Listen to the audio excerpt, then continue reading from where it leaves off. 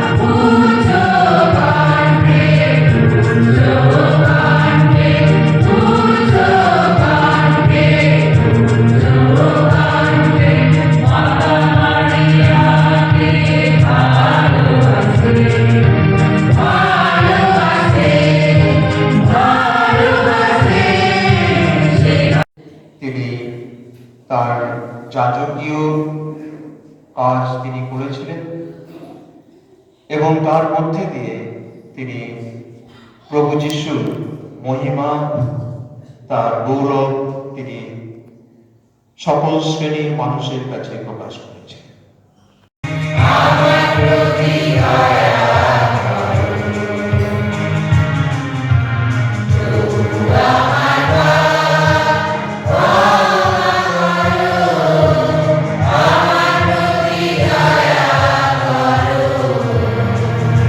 ফিলিপিওদের কাছে সাধু পলের পত্র। প্রীতি ভাজনেরা, প্রভুর আশ্রয়ে তোমরা নিত্যই আনন্দে থাকো। আবার বলছি, আনন্দেই থাকো। সত্যি বলছি, তোমাদের মধ্যে যদি পরিবর্তন না আসে, তোমরা যদি শিশুর মতোই না হয়ে ওঠো, তাহলে তোমরা কিছুতেই স্বর্গ রাজ্যে প্রবেশ করতে পারবে না।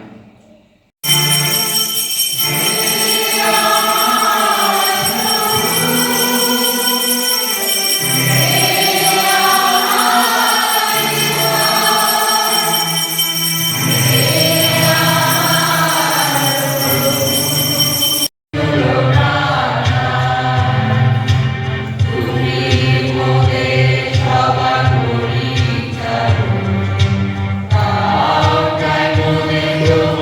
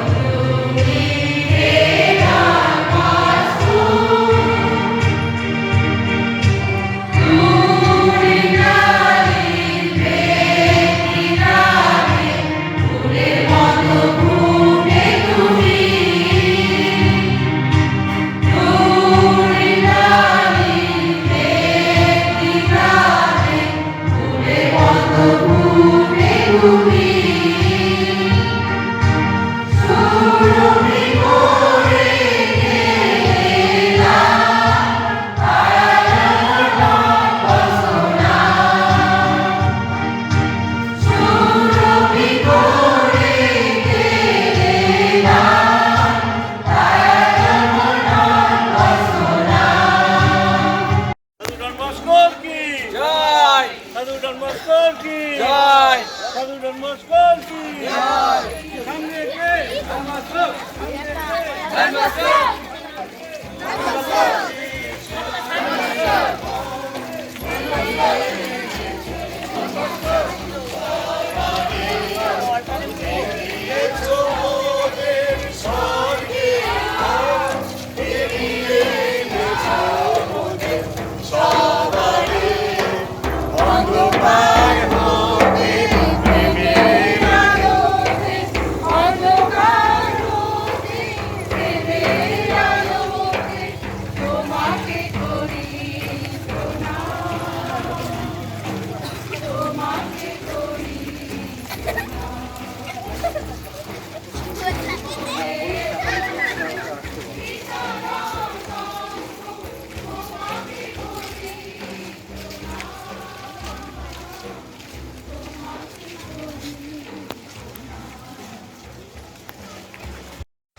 ষোলোই আগস্ট